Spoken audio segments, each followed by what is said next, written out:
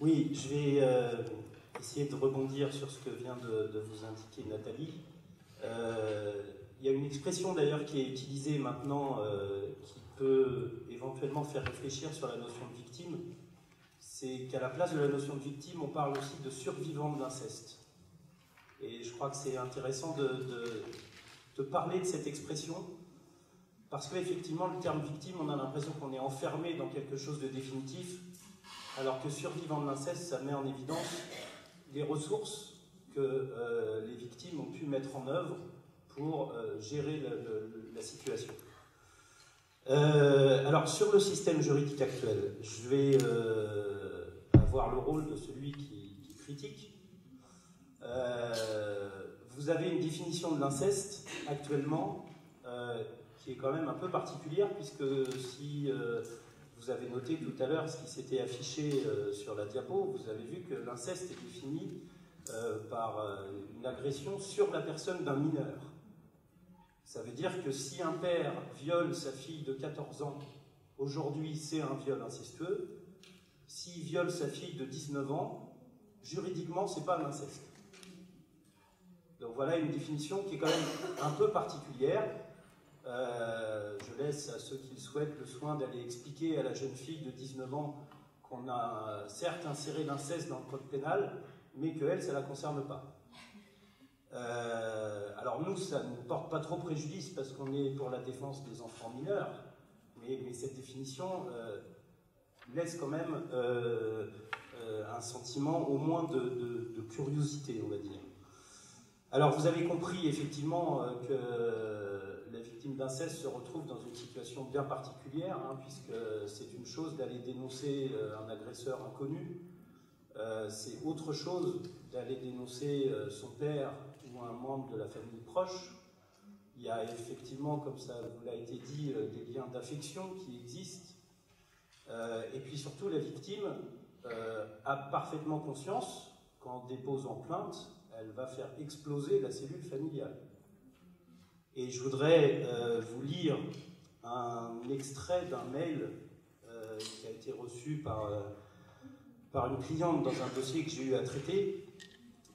C'est une jeune femme qui a été victime d'agression sexuelle par son grand frère lorsqu'elle était mineure. Et une fois majeure, elle a souhaité saisir la justice. Il se trouve que la maman était au courant d'une partie, en tout cas, des agressions, puisqu'elle a ouvert la porte à un moment où il ne fallait pas, et du coup, elle a été témoin visuel des agressions. Et donc, la victime, au moment de la procédure judiciaire, contacte sa mère et lui demande si elle serait d'accord pour apporter son témoignage dans la procédure.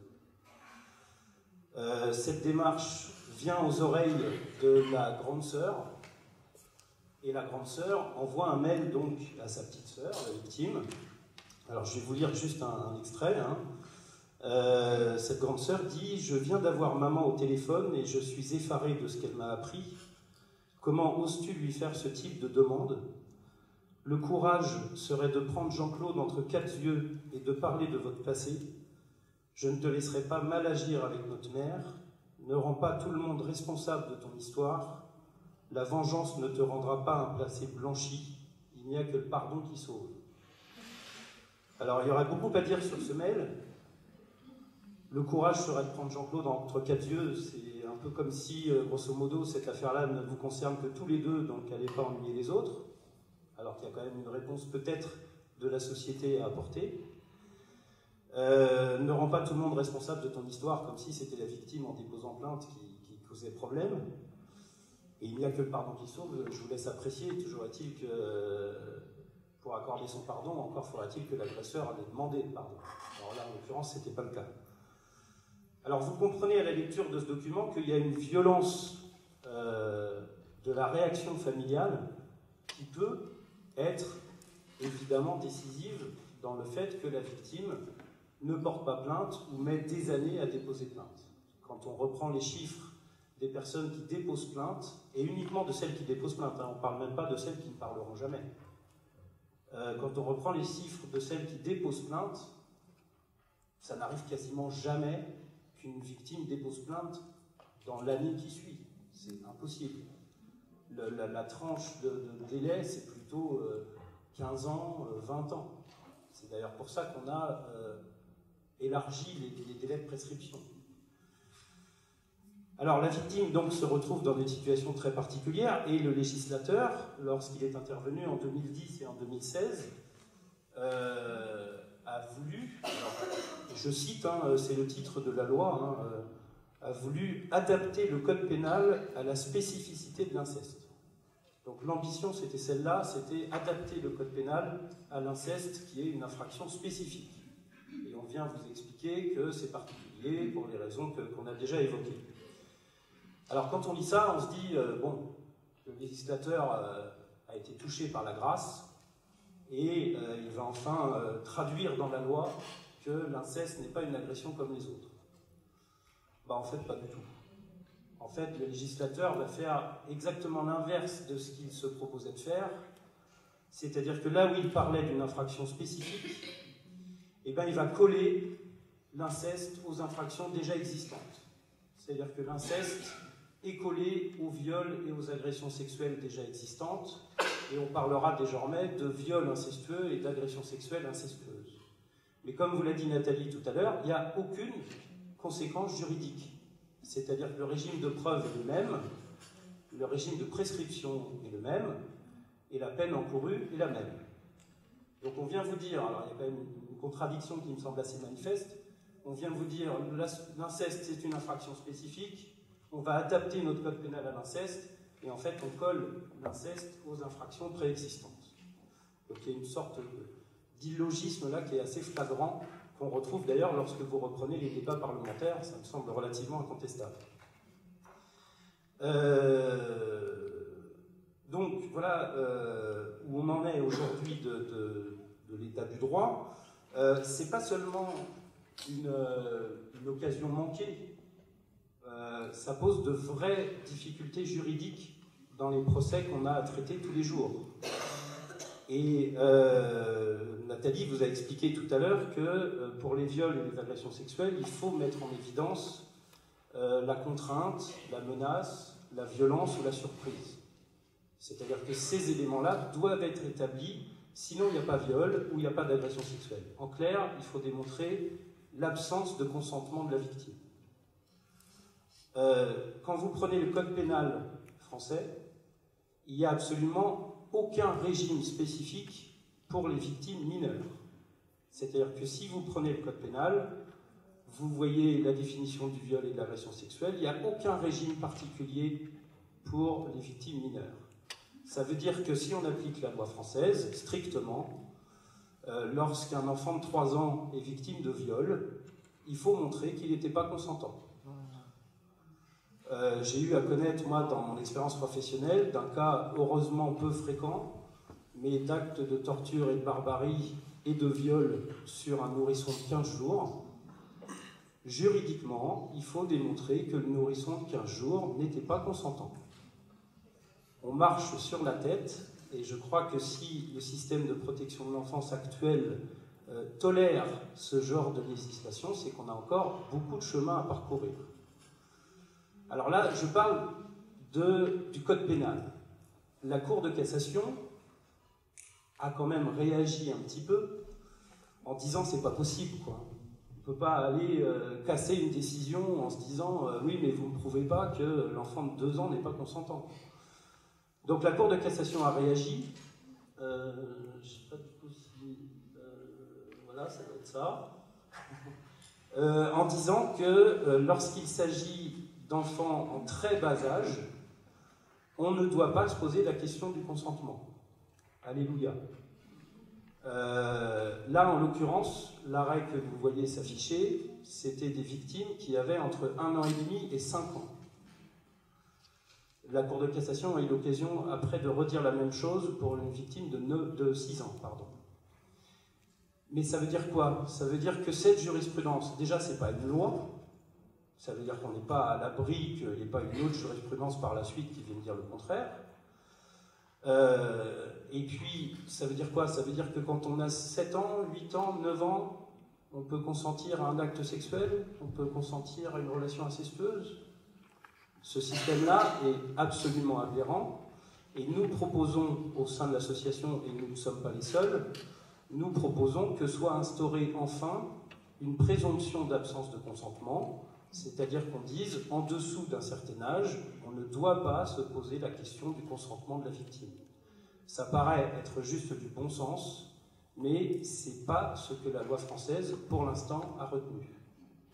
Quand on regarde auprès de nos voisins européens, par exemple, mais pas seulement en Europe, aux États-Unis ou au Canada aussi, ils ont instauré une présomption d'absence de consentement. C'est-à-dire qu'en dessous d'un certain âge, alors on peut discuter de l'âge, ça peut être 12 ans, ça peut être 14, ça peut être 15, on peut discuter de tout ça, mais en dessous de 12 ou de 15 ans, par exemple, on ne doit pas, dans ces pays-là, se poser la question du consentement. Et il me semble que ça, s'il y a une réforme urgente et cruciale à mener dans ce domaine, c'est bien celle-là.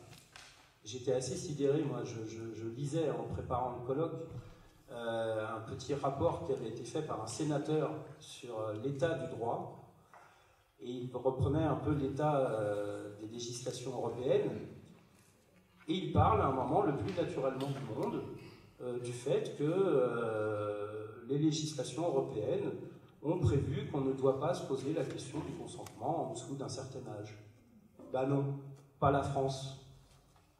Et du coup, vous avez la conclusion du rapport qui consiste à dire oui, la France a fait des progrès dans ce domaine, et d'ailleurs, quand on regarde les peines prononcées, on est parmi les pays qui sont les plus répressifs. Certes, c'est bien possible, mais encore faut-il arriver au stade de détermination de la sanction. Vous avez donc un système aujourd'hui qui est parfaitement critiquable, et la jurisprudence de la Cour de cassation que vous voyez là, c'est une sorte de rustine. On ne peut pas se contenter de ça.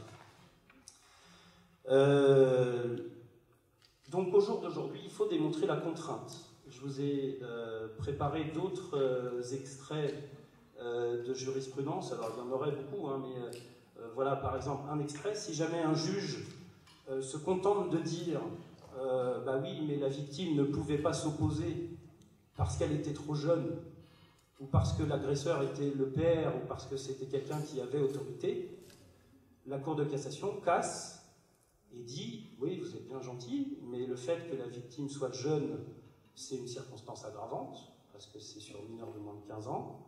Le fait que l'agresseur soit le père ou une personne qui a autorité, c'est une circonstance aggravante, mais vous ne me définissez pas la contrainte. Et si vous ne me définissez pas la contrainte, je considère qu'il n'y a pas viol, qu'il n'y a pas agression sexuelle, et donc la victime ne sera pas reconnue victime, et on va gentiment remettre l'agresseur en liberté. Donc, voilà la jurisprudence de la Cour de cassation. Il y en a d'autres d'ailleurs. Voilà. Là, vous avez en l'occurrence un exemple de jurisprudence où une victime a été victime à l'âge de 4 ans, puis ensuite à l'âge de 12 ans. La Cour d'appel avait condamné en disant qu'il y avait contrainte compte tenu de l'âge des victimes, et la Cour de cassation casse en disant oui, mais ça ne suffit pas pour me démontrer la contrainte. Donc tous ces exemples de jurisprudence montrent que notre système paraît totalement incohérent. Alors, on pourrait m'objecter, je sais qu'il y a des confrères dans la salle, on pourrait m'objecter qu'il y a dans le Code pénal une disposition qui est prévue à l'article 227-25 qui prévoit l'infraction d'atteinte sexuelle. C'est-à-dire que l'atteinte sexuelle, c'est l'agression sexuelle sans contrainte. Autrement dit, dans l'hypothèse où le mineur était consentant. Et cet article-là, il a été fait pour ça, hein, c'est-à-dire que l'idée, c'est de réprimer quand même le cas de figure où le mineur serait consentant. Mais il me semble que cet article n'est pas du tout une solution à notre question, pour deux raisons. La première, c'est qu'on continue à propager l'idée qu'un mineur de moins de 15 ans pourrait consentir. Là encore, ça pourrait être un mineur de 3 ans. Donc ça, je suis désolé, mais cette idée qu'un mineur puisse consentir à des relations incestueuses, par exemple, me paraît aussi absurde que nocive. La deuxième raison, la plus importante, c'est que lorsque vous avez des plaintes pour viol et agression sexuelle, dans l'énorme majorité des cas, le parquet va poursuivre pour viol et agression sexuelle. C'est-à-dire que le parquet ne va pas s'amuser à qualifier d'atteinte sexuelle, ce qui serait une façon de dire à la victime « Oui, enfin, j'ai bien conscience que tu étais quand même consentant, alors je vais poursuivre, et puis il y aura peut-être une condamnation pour atteinte sexuelle, mais le résultat final, c'est qu'on aura fait comprendre à la victime qu'en fait, on n'a pas cru sur le fait qu'elle était contrainte. » Donc, en pratique, ce texte sur l'atteinte sexuelle, il est quasiment jamais appliqué par les magistrats. Lorsqu'on renvoie pour des agressions sexuelles ou des viols, on ne renvoie pas pour des atteintes sexuelles. Donc ce texte n'est pas une solution et ne résout absolument rien. Donc on voit bien qu'on est dans un système qui, au final, profite largement aux agresseurs. Et il ne faut pas s'étonner dans ces conditions-là que même s'il y a un recours croissant à la justice, il y a au final un nombre de condamnations qui est relativement rare. Je ne sais pas si vous avez entendu parler il y a quelques jours d'une affaire pour laquelle le parquet vient de faire appel. C'était un viol collectif sur une jeune fille de 14 ans par 7 personnes. Il n'y avait pas de discussion sur la réalité des faits. Les 7 personnes ont été acquittées parce qu'il n'y avait pas de preuve, soi-disant, de la contrainte. C'est-à-dire que, grosso modo, la jeune fille de 14 ans, je pense que ça devait faire partie de ses rêves secrets d'être attirée dans une cave et violée par 7 personnes. Donc ces 7 personnes ont été acquittées, le parquet vient d'en faire appel, mais tout ça pour dire que cette discussion sur la contrainte et sur le consentement, voilà le genre de conséquences que ça crée aujourd'hui. Et on est du coup quasiment le seul pays à adopter ce type de système. Donc nous préconisons, nous, qu'il y ait une présomption d'absence de consentement en dessous d'un certain âge. C'est également ce que préconise le Haut Conseil à l'égalité homme-femme, qui a déposé un rapport en octobre 2016, qui est assez intéressant d'ailleurs, et qui préconise d'instaurer cette présomption d'absence de consentement. Et nous préconisons aussi que soit posé le principe d'une présomption d'absence de consentement dans tous les cas d'inceste, quel que soit l'âge du mineur. Ça serait une façon de poser le principe qu'une jeune fille de 16 ans ne peut pas consentir à des relations sexuelles avec son père, et que c'est un interdit. Et le poser clairement, ce que la loi aujourd'hui ne fait pas. Voilà ce que nous préconisons. Alors, il y aurait beaucoup de choses à dire encore sur les réformes qui pourraient être amenées et sur la situation des enfants victimes d'inceste. J'aborderai simplement 2 points parce que malheureusement, sinon on est encore là jusqu'à demain. C'est le recueil de la parole de l'enfant et la question de la prescription. Sur le recueil de la parole de l'enfant, vous allez avoir l'intervention de M. Rémi Borel qui va vous expliquer un petit peu comment les enquêteurs procèdent. Et on a heureusement maintenant des enquêteurs et des magistrats qui connaissent la situation des enfants victimes et qui du coup savent comment recueillir cette audition. Mais il y a encore beaucoup de progrès à faire aussi dans ce domaine-là. Je me souviens, moi, d'une affaire devant la cour d'assises de Vannes, en l'occurrence, où la présidente de la cour d'assises devait auditionner une petite fille qui avait 7 ans, je crois, qui avait été victime d'inceste. Et la présidente de la cour d'assises, qui commence l'audition de l'enfant, commence l'audition de la façon suivante. Elle lui dit nom, prénom, profession, lien de parenté avec l'accusé. Donc je ne sais pas s'il y a des cours de psychologie à l'école de la magistrature, mais s'il y en a, elle a dû les sécher, elle, je pense. C'est totalement surréaliste.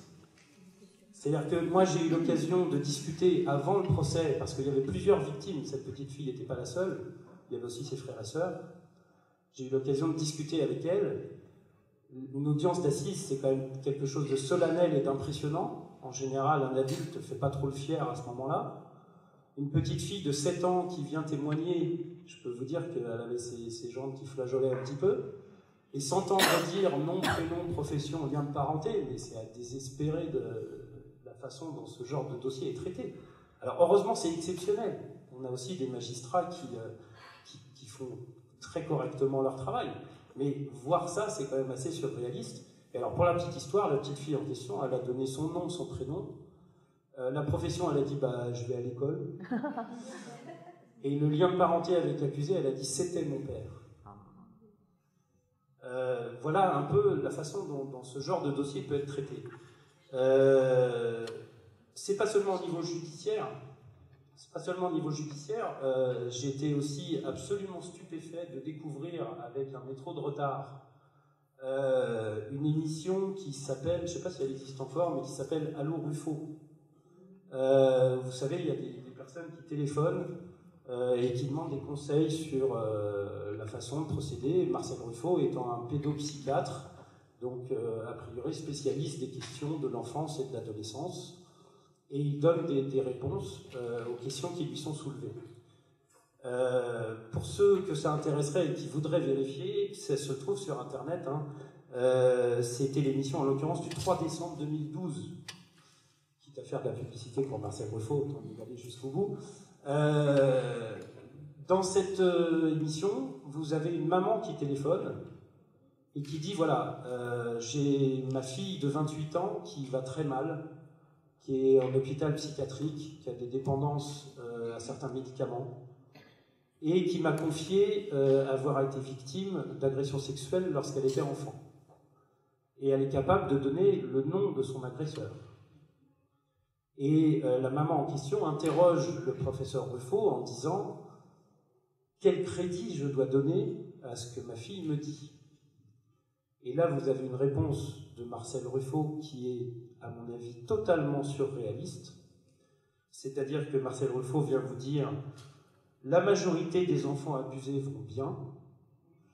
Un abus sexuel ne peut pas faire de tels dégâts. » Alors là, ça va à l'encontre de tout ce que les études scientifiques sérieuses ont pu démontrer. Mais bon. Et puis, ça va encore plus loin. Le professeur Ruffo dit « Ici, c'est complètement fantasmatique. C'est une reconstruction délirante du monde. Il faut vérifier auprès de l'agresseur cité. »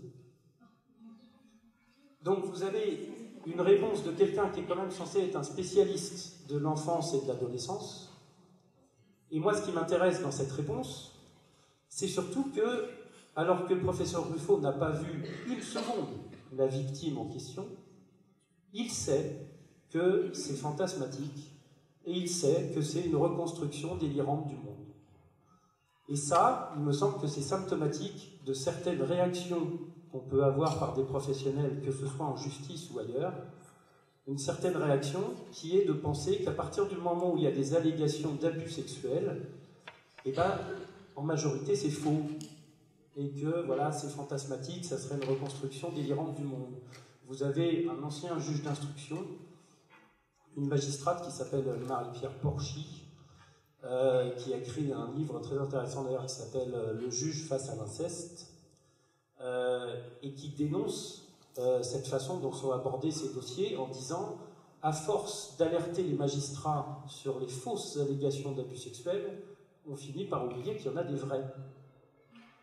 Et ce dogme, ce préjugé, sans avoir vu la victime, malheureusement, il y a encore beaucoup de travail à faire pour réussir à remettre ça en question.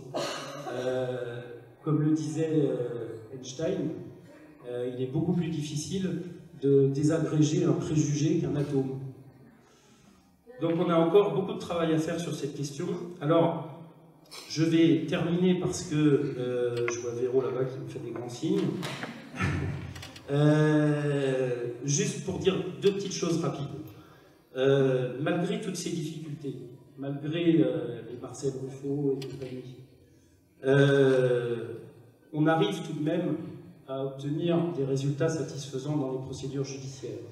Et on a des victimes qui, effectivement, peuvent se reconstruire grâce à la procédure judiciaire. Moi, je me souviens d'une personne que j'avais suivie devant un juge d'instruction et qui m'avait dit, à la sortie de l'audition, sans savoir la suite que donnerait la procédure, elle m'avait dit, rien que le fait qu'un professionnel m'ait écouté sérieusement et que moi j'ai pu m'exprimer, déjà c'est un énorme soulagement. Donc, on obtient heureusement quelques résultats positifs, et je ne voudrais pas que vous pensiez que je suis juste un ronchon ou quelqu'un qui n'a jamais digéré la défaite du Paris Saint-Germain. Alors, juste un dernier mot sur le problème de prescription, un tout dernier, super rapide. Sur la question de la prescription, deux choses. La prescription, elle est basée, comme vous avez dit Nathalie, sur deux choses. Le fait qu'il ne faudrait pas permettre aux victimes d'agir trop longtemps après les faits, parce que de toute façon les preuves auraient disparu, et parce qu'il faudrait préserver l'ordre public. La disparition des preuves, je ne suis pas convaincu, parce que dans les affaires de viol et d'agression sexuelle, de toute façon, des témoignages, vous n'en avez pas, et des preuves médicales, la plupart du temps, vous n'en avez pas, et quand vous en avez, de toute façon, c'est pas parce que vous avez un certificat médical qui prouve que vous avez subi une agression que ça démontre le nom de l'agresseur. Donc des preuves scientifiques ou des témoignages, on n'en a pas de toute façon. Donc que ce soit 2 ans après les faits ou 20 ans après, le problème est à peu près le même. Sur l'ordre public, on a quand même des situations qui sont assez choquantes, où des agresseurs reconnaissent avoir effectivement violé un membre de leur famille, quelquefois même sans vente, dans des réunions familiales par exemple, et ils le font parce qu'ils peuvent dire oui mais c'est pas un problème, je ne risque plus rien, il y a prescription, donc c'est pas un problème que je m'en vante. Cette situation laisse quand même à réfléchir. Il y a des législations qui refusent la prescription dans ce genre d'infraction.